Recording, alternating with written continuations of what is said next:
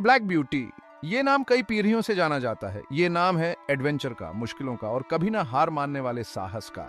ये कहानी जब से बनाई गई है तब से अनगिनत दिलों को छू गई है। ब्लैक ब्यूटी हमें अपनी दुनिया में ले जाता है। हम दुनिया को उसकी नजर से देखते हैं। हम सीखते हैं दया का महत्व, क्रूरता का असर और उम्मीद की अटूट शक्ति। ये कहानी उन सब के लिए है जिन्होंने कभी एक बेहतर कल का सपना देखा है।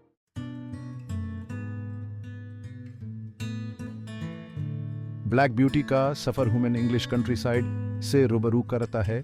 हम पहाड़ियों, बस्लिंग सिटीज और शंट फार्म्स को देखते हैं। ब्लैक ब्यूटी के एक्सपीरियंसेस हर तरह के रीडर्स के साथ रेजोनेट करते हैं। उसकी स्टोरी टाइम और स्पेस से परे इंसानियत के दिल तक पहुंचती है। हम उसके साथ होने वाले जुल्म को महसूस कर सकते हैं और उस पर होने वाली मेहरबानी का जश्न मनाते हैं।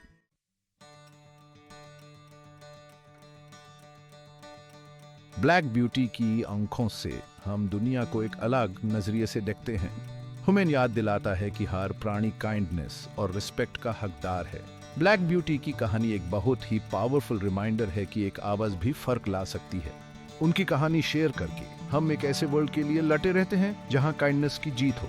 तैयार रहिए दिल से महसूस करने के लिए, इंस्पायर होने के लिए और कंपैशन की पावर को फिर से जानने के लिए।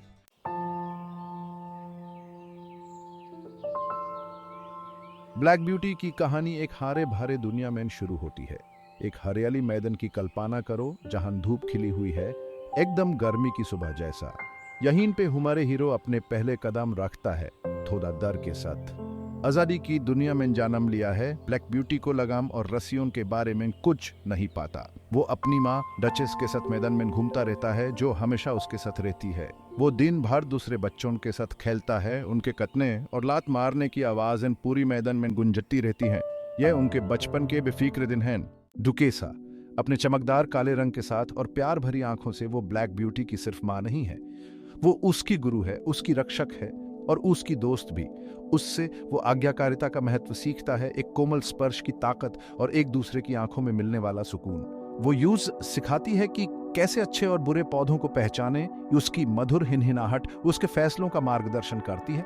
शामें वो एक दूसरे के पास बिताते हैं, उनके शरीर एक दूसरे को छूते हुए, जैसे वो यूज घास के मैदान के उस पार की दुनिया की कहानियां सुना रही हो। यूज की नजरों के नीचे ब्लैक ब्यूटी फलता फूलता है। यूज प्यार मिलता है, वो सुरक्षित है और दुनिया होपों से भरी हुई लगती है।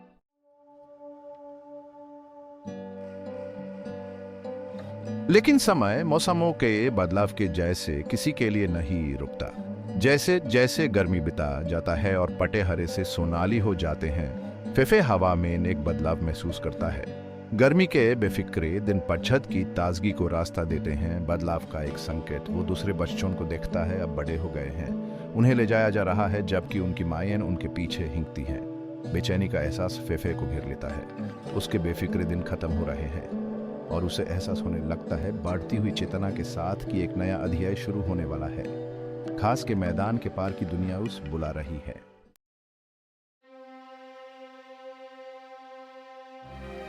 प्रेयरी में बेफिक्री के दिन अब खत्म हो चुके हैं। एक ठंडी सी शरद ऋतु की सुबह फुरिया को उसकी मां से अलग कर दिया जाता है।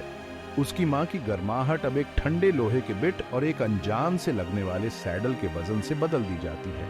यूज अपने जान पहचान वाले मैदानों से दूर ले जाया जाता है। यूज की दुनिया अब बस एक अस्तबल की चार दीवारी में सिमट जाती है। डर, जो कि एक नया और बेचैन करने वाला साथी है, उसके दिल पर छा जाता है। प्रेयरी, जो कभी उसकी पूरी दुनिया हुआ करती थी, अब बस एक धुंधली सी याद रह गई है।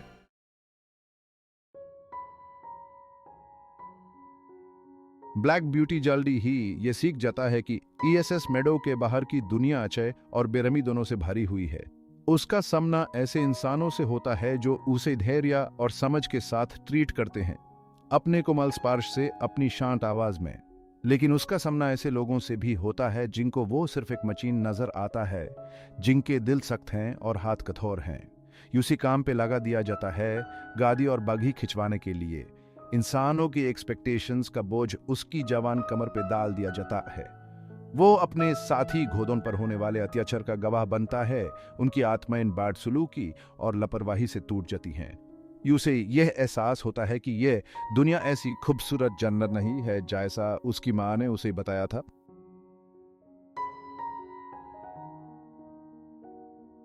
वो रंगीन दिन जो ब्लैक ब्यूटी ने पहले देखे थे अब धीरे धीरे मिटने लगते हैं। उनकी जगह अब एक नई सी दुनिया है जहां हर तरफ सिर्फ फीकापन है, सड़कों का भूरापन, घोड़े के अस्तबल की धुंधली दीवारें। वो देखता है कि लोग उसके पीछे से बेपरवाह गुजर जाते हैं, उसके दर्द को बिना देखे। वो घंटों काम करता रहता है, उसका शरीर थका हुआ, उसकी होपें टूटी हुई, लेकिन इस फीकपन में भी ब्लैक ब्यूटी अपनी माँ का प्यार याद करता है।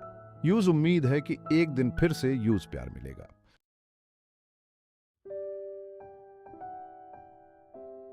इस भागदौड़ भरी जिंदगी में ब्लैक ब्यूटी को कुछ दोस्त मिले। ऐसी ही एक दोस्त थी जिंजर। वो एक तेज तर्रार घोड़ी थी जिसे कभी प्यार नहीं मिला और इसलिए यूज इंसानों पर भरोसा नहीं था। पर उसके इस कठोर व्यवहार के पीछे ब्लैक ब्यूटी को एक अच्छी दोस्त दिखी। वो दोनों एक साथ काम करते और धीरे धीरे एक दूसरे को समझने लगे। उनकी दोस्ती अंधेरे में एक उम्मीद की किरण थी।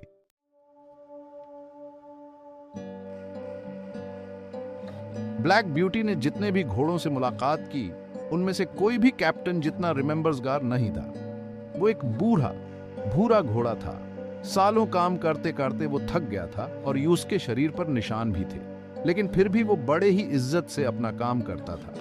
वो अपनी कहानियां सुनाता था, नेकी और बुराई की, हिम्मत और निराशा की। अस ने ब्लैक ब्यूटी को सब्र का महत्व समझाया, मुश्किलों में भी हिम्मत रखना सिखाया। ब्लैक ब्यूटी ध्यान से सुनता था, कैप्टन की हर बात को अपने दिल में उतार लेता था। कैप्टन की बातें ब्लैक ब्यूटी के जीवन का एक अहम हिस्सा बन गई।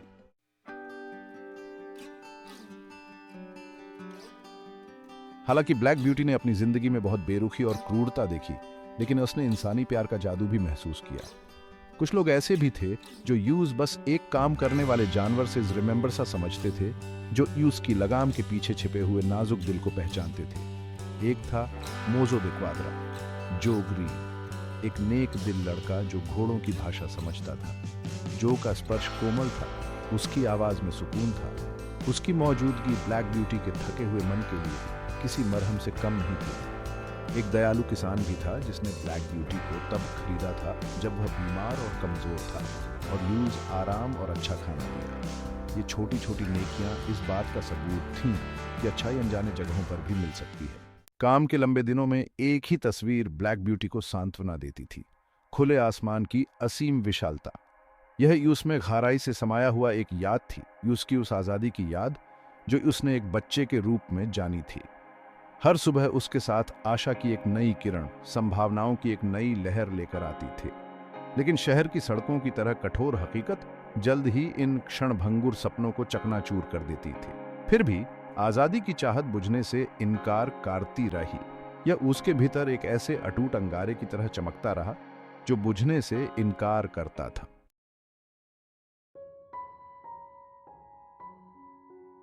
हर दिन पहले जैसा ही, बस काम और कैद का दौर।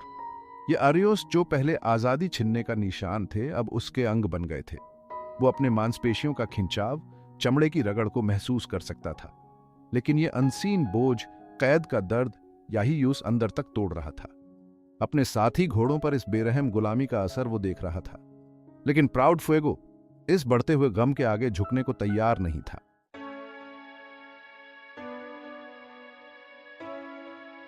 अपनी मजबूरी में भी ब्लैक ब्यूटी को सुकून के पल मिलते थे, आशा की किरणें जो अंधेरे को दूर भगाती थीं। किसी अजनबी का प्यार भरा शब्द, गर्दन पर एक नाजुक स्पर्श, अपने जैसे किसी एक के साथ एक छोटा सा पल। ये छोटी छोटी नेकियां उसके हौसले को बढ़ाती थीं। यूज अपने साथियों के धैर्य से ताकत मिलती थी। उनके साझा संघर्षों ने खामोश समझ का एक बंधन बनाया। उन्हें अपने आराम के पलों में सुकून मिलता था। उनका साथ एक दिलासा था, और जैसे ही वह शहर की सड़कों पर सफर करता था, वह इंसानों की दयालुता के वर्कों का गवाह बनता, जिससे यूज दुनिया में फिर से विश्वास होता। आजादी की राह लंबी और कठिन थी, लेकिन ब्लैक ब्यूटी ने उम्मीद नहीं छोड़ी।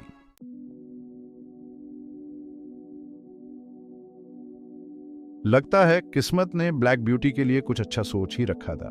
इतनी मुश्किलें और तकलीफें झेलने के बाद अब उसकी जिंदगी में एक नए अध्याय की शुरुआत होने वाली थी। जितना समय ब्लैक ब्यूटी ने दुनिया में बिताया था, यूज लग रहा था कि वो सिर्फ परेशानियां ही झेल रहा है, लेकिन अब यूज एक ऐसी परिवार का साथ मिला जो अब तक उसके साथ कभी नहीं रहा। ये परिवार अपने नेक व्यवहार और दयालु दिल से उसका खुले दिल से स्वागत किया। अब कठोर आदेश, चाबुक के वार और शहर की सड़कों की बेरुखी पीछे छूट गई थी। शहर के जीवन की भागम भाग और यूस की अथक गति की जगह प्रकृति की शांत ध्वनियों ने ले ली थी। यहाँ इस शांति के आश्रय में उसके साथ बोझ ढोने वाले जानवर जैसा व्यवहार नहीं किया जाता था, बल्कि यूज एक ऐसे प्राणी के रूप में देखा जाता था जो सम्मान और स्नेह का पात्र था। हर स्पर्श दयालु था और हर शब्द जो उससे कहा जाता था वो बहुत ही नरम और प्यार से भरा होता था। अस्तबल बहुत बड़ा और साफ सुथरा था, जहाँ ताज़ी घास की मीठी खुशबू और पक्षियों के चहचहाने की सुकून देने वाली आवाज़ें गूंजती रहती थीं। खिड़कियों से सूरज की रोशनी अंदर आती थी और हर चीज़ पर अपनी गर्माहट बिखेर देती थी। की खाल जो पहले और बेजान हुआ काट अब ब्रश करने से लगी थी और हल्का का स्पर्श उस हुई मांसपेशियों के लिए की तरह ती था। जो युवती देखभाल करती थी इतनी नरमी से थी जैसे उसका स्पर्श ब्यूटी के लिए किसी दवा की तरह हो। परिवार के लोग अपनी लवी आवाजों और लवी मुस्कानों के साथ यूस के साथ इतनी दयालुता से पेश आते थे कि वह लगभग भूल ही गया था कि दुनिया में दया नाम की भी कोई चीज होती है। वे उससे ऐसे बात करते थे जैसे वह उनके परिवार का कोई कीमती सदस्य हो, न कि कोई जानवर। बच्चे जिज्ञासा से भरी आंखों के साथ घंटों उसके पास बैठे रहते, उसके बालों को सहलाते और यूस के कान में कहानियां सुनाते। उनकी हंसी और मासूम खुशी ब्लैक ब्यूटी के दिल में शांति और खुशी की भावना भर देती थी।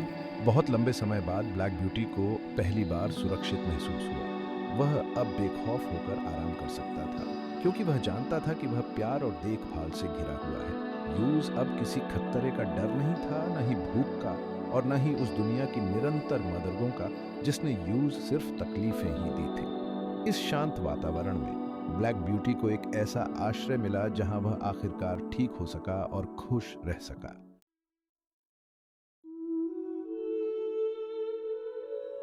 फूरिया के दिन अब शांत हो गए थे, पहले वाली भागम भाग वाली लाइफ से बिल्कुल अलग। पहले के दिन अलग ही थे, लेकिन अब उसको आराम मिला था जिसका वो हकदार था। अब वो हरे भरे मेडोज में घास चारता था, गर्म धूप उसकी पिठ पर पाटी थी और हवा में जंगल के फूलों की खुशबू आती थी। हर दिन हल्की हवा और मेडोज के चमकीले रंग उसको एक ऐसी शांति देते थे जो उसने पहले कभी महसूस नहीं की थी। वो अपने अंदर नई ताकत महसूस कर रहा था। शांति और खुशी से उसकी रूह को जैसे नई जिंदगी मिल गई थी। आराम के पल और बिना डर के घूमने की आजादी ने उसको अंदर और बाहर से स्वस्थ कर दिया था। वो दूसरे घोड़ों के साथ आजाद घूमता था। उनके साथ खेलते हुए उसको अपना बचपन याद आ गया। अपने नए साथियों के साथ रहने और खुशियां बांटने से उसके अंदर जवानी का जोश फिर से जग गया। उस अपनापन का एहसास हो रहा था, साथ होने का एहसास जिसके बिना वो बहुत दिनों से जी रहा था। दूसरे घोड़ों के साथ उसका रिश्ता बहुत गहरा और सच्चा था, जिससे उसे परिवार और सुरक्षा का एहसास होता था। जैसे जैसे मौसम बदलते गए, खेत सुनहरी और लाल रंगों से भर गए। फूरिया ने दिल से शुक्रिया अदा किया। बदलते हुए नजरे उसकी अपनी बदलाव की कहानी बयान कर रहे थे। मुश्किलों से भारी जिंदगी से शांति और खुशी वाली जिंदगी तक वो जिंदा था, सुरक्षित था और प्यार से घिरा हुआ था। नरम हाथों से किया गया ख्याल और शांत वातावरण उसको याद दिला रहे थे कि दुनिया में अभी भी अच्छे बाकी है। उसकी कहानी हौसले और हिम्मत की एक मिसाल थी, जो हमें याद दिलाती है कि मुश्किल से मुश्किल वक्त में भी उम्मीद कभी नहीं छोड़नी चाहिए। निराशा से उम्मीद तक का उसका सफर जिंदगी में बने रहने और रूह की ताकत की एक जबरदस्त कहानी थी। क्योंकि मुश्किलों के बीच, जुल्म के बीच, आजादी की लड़ाई के बीच हमेशा हेरे भारे मेडोज का वादा था। अनोखे जगहों पर सुकून मिलने की संभावना थी और अच्छाई की शक्ति थी जो गहरे से गहरे जख्मों को भी भर सकती थी। हरे भरे मेडोज सिर्फ एक जगह नहीं थे, बल्कि उम्मीद, नई शुरुआत और एक बेहतर कल में अनोखा विश्वास का प्रतीक थे।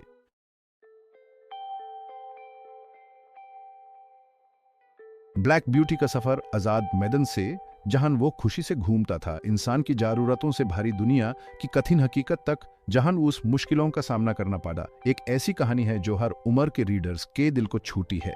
यह कहानी एक जनरेशन से दूसरी जनरेशन तक पहुंची है। एक अनोखी कहानी है, आज भी उतनी ही रेलेवेंट है जितनी पहले थी।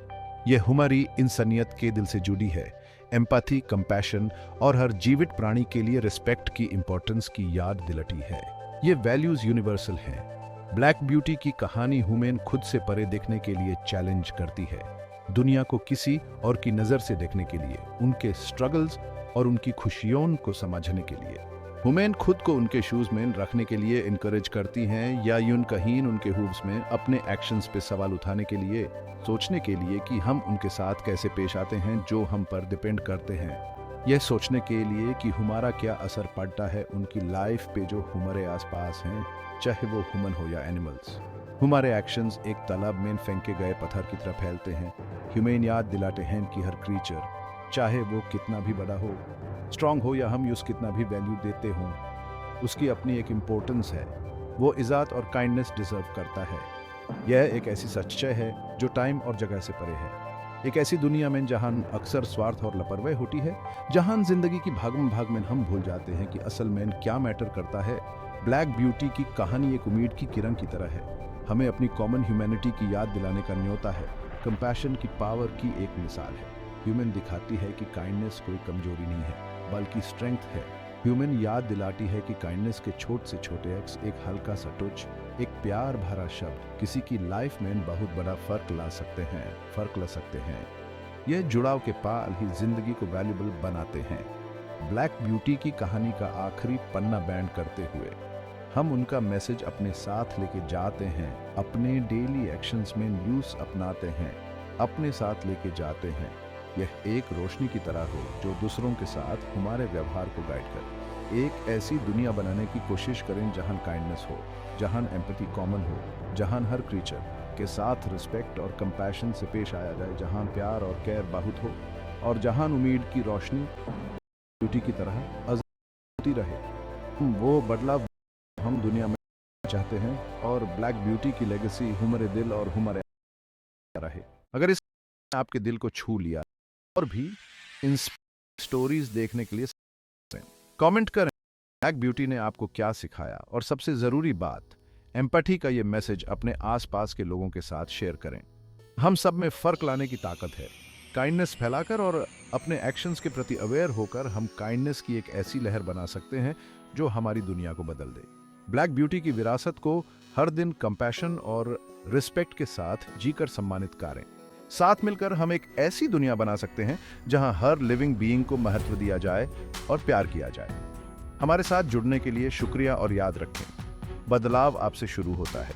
अपने फ्रेंड्स और फैमिली के साथ सब्सक्राइब करने और शेयर करने के लिए नीचे दिए गए बटन्स पर क्लिक करें।